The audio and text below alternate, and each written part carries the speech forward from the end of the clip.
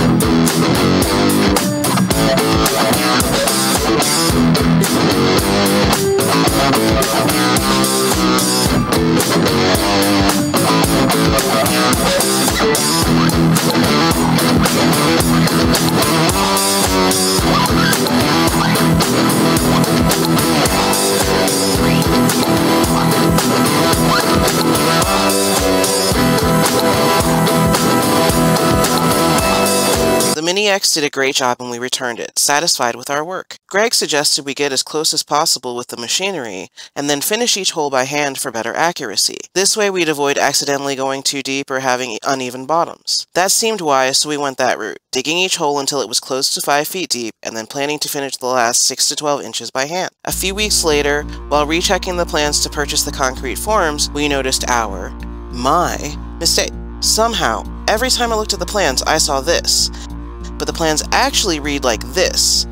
So we needed to dig down another 22 inches in every hole to accommodate the height of the concrete footer forms. But because we had intentionally left the holes shallow, this was more like 4 to 5 feet we still needed to excavate.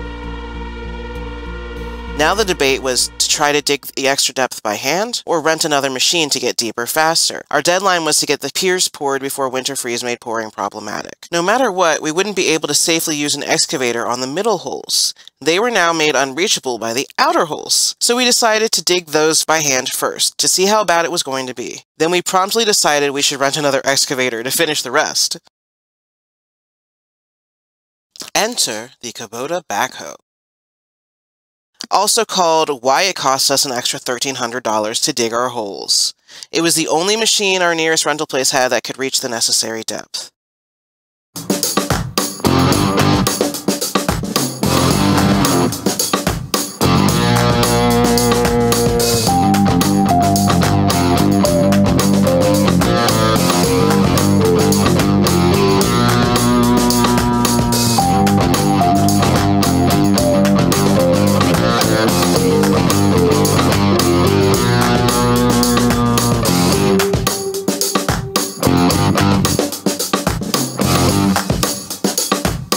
As before, we still thought it wise to leave a little extra to finish by hand. But this, of course, meant the actual physical labor of finishing the holes by hand. Each one dug out, scooped into a bucket, hoisted from the hole on a manual winch, and then carted off to the dirt pile.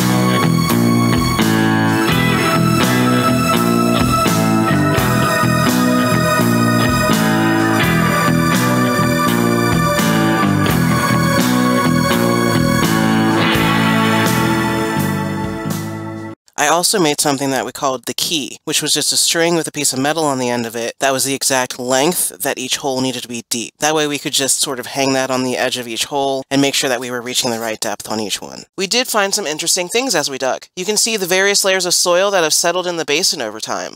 So here I am at the bottom of my hole right here. You can see we got clay down here.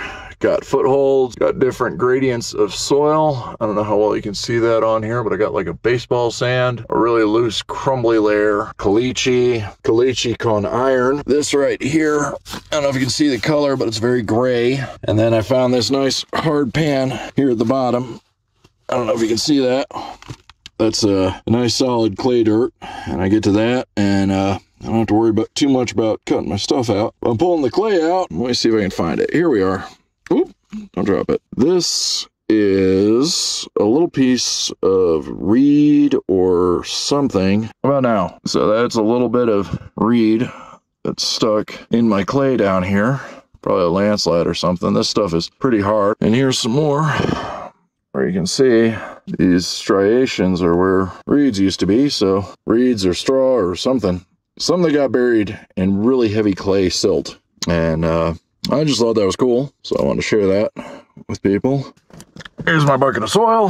Here's that nice hard pan I was talking about. I don't know if you can see it right there. You see I'm just scraping my stuff off. This is good, solid, undisturbed soil here. So you can see that's a really good pan that now I'm digging onto. And you can watch this.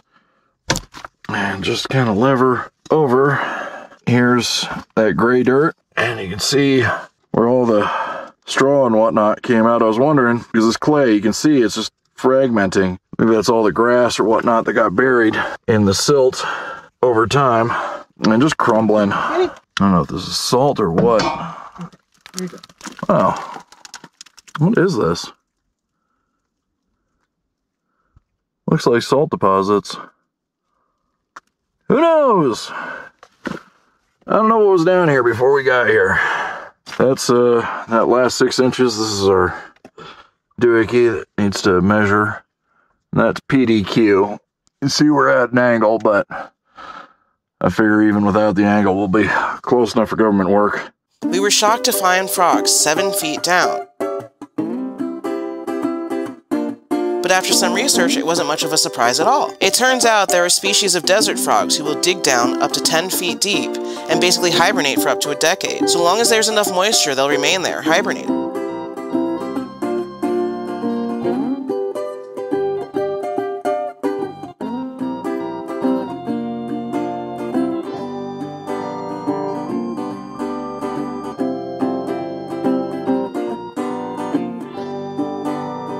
Our hope was to finish the holes and pour the piers before the winter weather got us. But our schedules and my nephew passing away took time away from working. We had planned to get an early start this spring in 2023, but then my brother passed away. So with all the delays and just normal scheduling issues, we completed 5 of 12 holes in 2022. And then in May of 23, once we could get back to work, we now have, with the help of a friend, completed 9 of 12 holes. All right, that's 12 foundation holes finished.